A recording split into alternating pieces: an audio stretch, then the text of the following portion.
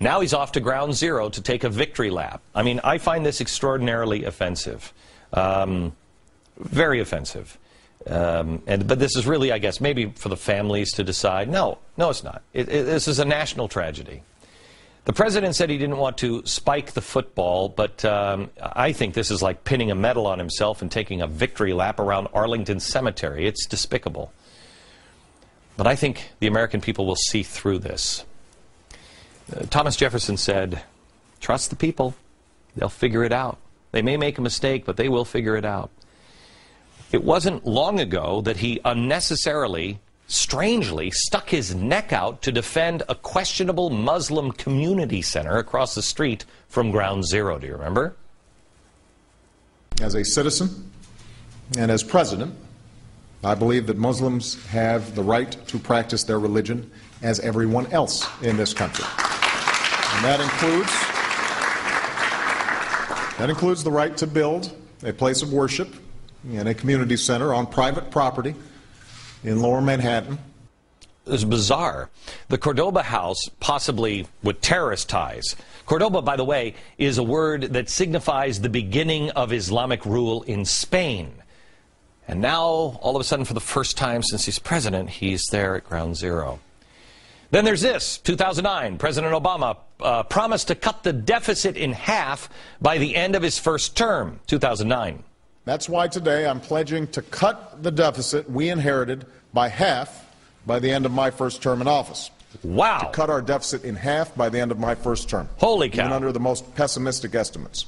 All told, by the end of my first term, we will have cut the deficit in half. Whoa. Wow. But in his first 19 months, he added more debt than all of the presidents from Washington to Reagan combined. And now the Fed says the debt ceiling needs to be raised another $2 trillion because we just keep spending money. You can only get away with this stuff if you are ignorant or uninformed. That's the kind of audience that will buy this kind of stuff. And lucky for the enemies of our country and those who want to destroy America, we do see through it, right? Some do. Our 8th graders now, though, don't even know what the Bill of Rights are because of what's being taught in school. Teens flocked to the internet to ask, who is Osama bin Laden? How do they not know? Well, they don't talk about 9/11 once a year in school the way that they probably should. I mean, do they mention the guy who did it? Guy probably still at large. Should we mention that? No, probably not. Because this president made 9/11 not a day of remembrance, but, quote, a national day of service and remembrance. We put service in front of remembering. Those kids that were Googling bin Laden don't know also about 9/11 because we sheltered our kids. We're afraid to show them what happened. It'll be too traumatizing. You know what? You fall down and go, ow, and you get a boo-boo from time to time. Boo-boos hurt. This was a very, very, very, very, very, very big boo-boo. But we should let our kids understand. We can't even show the towers falling. I can't show them on this network, and I couldn't show them on CNN. Why? Too traumatizing to show the towers coming down. Quite honestly, they should be shown at least every September 11th. They should be shown maybe every day, because we're forgetting. Things will get very ugly if we don't know who we are. And whether it's through laziness or apathy, agenda, or whatever, we are losing that knowledge. That's why it is critical that you are able to articulate what we are and who you are and keep it alive. The president himself cannot define himself, and because the government is such a huge part of our lives in this country now, he can't define himself, so we can't define our nation, and neither can our allies, whichever ones we have left. Let me ask you a question. Are we a capitalist nation anymore? Have you seen the Fortune 500 list and who's on there? I love this. You got GE, GM, and Fannie Mae on the top 10. Fannie Mae, excuse me? All of these guys are in bed with government, taking bailouts, or they are the government. What are we? Are we a capitalist country? I don't think anybody knows. And that's the problem. We're doomed if we can't define ourselves. Let's look at some of the topics here that we've covered. Israel, he loves Israel, but I got to distance myself from him. Iran, we love Iran, but there's no real action here. Waterboarding, it doesn't work, but we use the info proving that it does work. Capitalism, he loves it, but he dismantles it. Debt, against it, but spends more than any other president in history. Hello?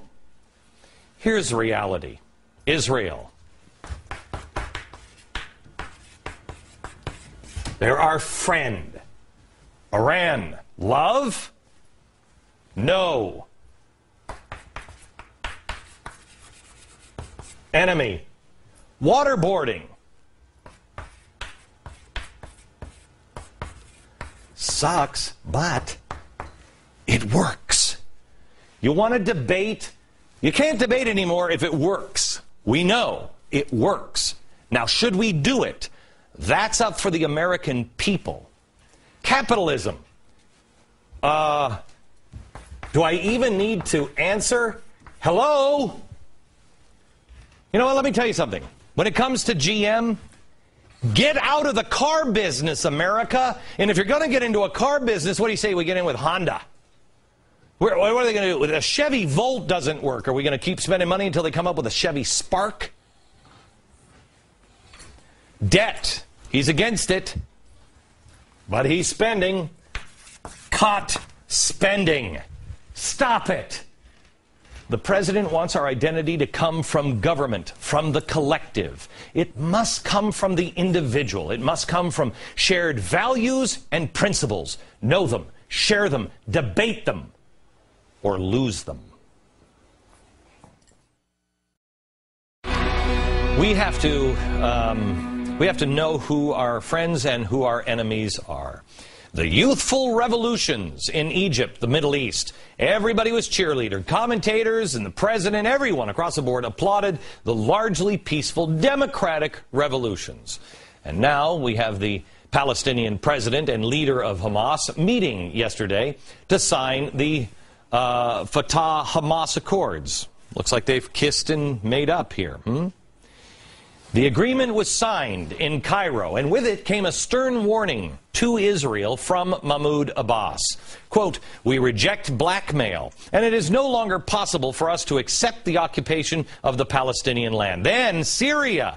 The Syrian-based head of Hamas said, quote, "The common national goal is to establish a Palestinian state with Jerusalem as the capital, without settlements and without giving up a single inch of it.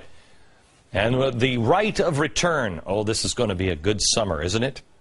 Is this the democracy we were all for? Because, again, I'm confused. We're not bombing in Syria, but we are bombing in Libya. Why? Where are our principles? What are our principles? And where's the press? Why are they ignoring it? Just like they're ignoring everything else. The Lara Logan story, CBS ran, and networks stayed off of this immediately because it was in her best interest. People felt horrible about what had happened, and nobody wanted to make a whole scene out of it. But now she did. She did. The freedom, peaceful, loving people in the crowd that everybody cheered. Last Sunday on 60 Minutes, she told her story. If you have small children watching, this one you must turn television off for. Have them leave the room or turn it off and come watch it later. Because Logan's account of what happened to her in that crowd on that day that Egypt was freed is graphic. Before I even know what's happening, I feel hands grabbing my breasts, grabbing my crutch, grabbing me from behind. I mean, it's not, you know, one person and then it stops. It's like one person and another person and another person. And I'm screaming, thinking, if I scream, if they know, they're going to stop. You know, someone's going to stop them, or they're going to stop themselves because this is wrong. And it was the opposite. The more I screamed, it turned them into a frenzy. And I feel them tearing at my clothing. I think my sweater was torn off completely. My shirt was around my neck.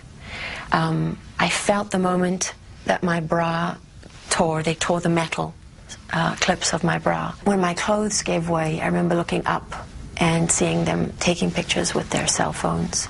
I didn't even know that they were beating me with flagpoles and sticks and things, because I couldn't even feel that, because I think of the sexual assault was all I could feel, was their hands raping me over and over and over again. I thought that was the end. It was like all the adrenaline left my body. They were trying to tear off chunks of my scalp. And not trying to pull out my hair, holding big wads of it, literally trying to tear my scalp off my skull. And my next thought was, I can't believe I just let them kill me. That was as much fight as I had, that I just gave in.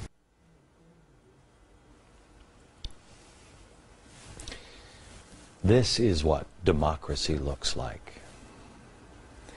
Why isn't the media all over this? I mean, she's one of their own. And it's now being ignored. Evil is being ignored repeatedly. There's something else the media is missing. A week after this happened, the 9th most powerful Muslim in the world, Yusuf al-Qaradawi, the Muslim Brotherhood's spiritual leader, was speaking in the very same spot. And the crowd was chanting, "Death to Israel, death to Israel." A dark, dark period is coming in the Middle East and perhaps the globe. And the sentiment is spreading here in America. I don't understand it. Here it's quite easy to see evil and good. I don't understand how it's being ignored. But I can understand now why no one in the world can figure out what America's principles are anymore.